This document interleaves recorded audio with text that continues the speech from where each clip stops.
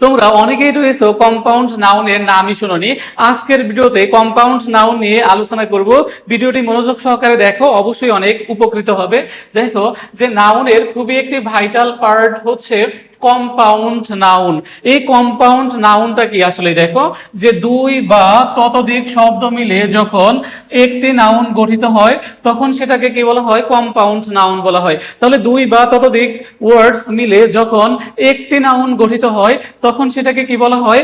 Compound noun বলা হয়। এখন দেখো এই কম্পাউন্ড নাউন কিভাবে গঠিত হতে পারে।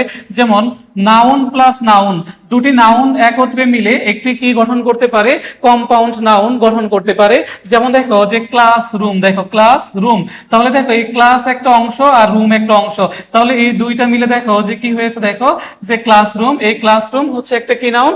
Compound noun. আবার দেখো যে ফুটবল, দেখো যে ফুটবল, তাহলে এই ক্ষেত্রে এটাও কি দেখো যে কম্পাউন্ড নাউন। তাহলে দুটি নাউন মিলে কি হয়েছে দেখো কম্পাউন্ড নাউন গঠিত হয়েছে, দেখো ক্লাসরুম, ফুটবল।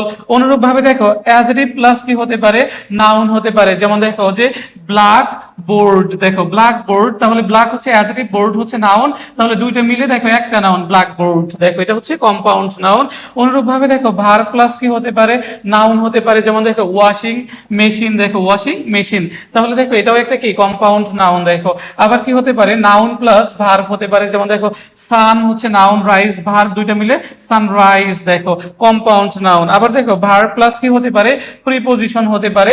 যেমন দেখো ব্রেক আপ, দেখো ব্রেক আপ, তাহলে ভার্ব প্লাস প্রিপোজিশন। আবার দেখো প্রিপোজিশন প্লাস কি হতে পারে? দেখো যে নাউন হতে পারে। যেমন দেখো যে এই ক্ষেত্রে আন্ডারগ্রাউন্ড, দেখো আন্ডারগ্রাউন্ড, এটাও হচ্ছে কি নাউন? Compound noun. তাহলে বিভিন্ন উপায়ে কম্পাউন্ড নাউন গঠিত হতে পারে। তো তোমরা জাস্ট মনে রাখবা যে দুই বা ততোধিক ওয়ার্ডস মিলে যদি একটা নাউন গঠিত হয়, একটা নাম বোঝায়, তখন সেটা কি হবে? কম্পাউন্ড নাউন হবে। সেটা নাউন নাউন হতে পারে, অ্যাডজেক্টিভ নাউন হতে পারে, ভার্ব নাউন হতে পারে, নাউন ভার্ব হতে পারে, ভার্ব প্রিপোজিশন হতে পারে, প্রিপোজিশন নাউন হতে পারে, যে কোনো বিষয় হতে পারে।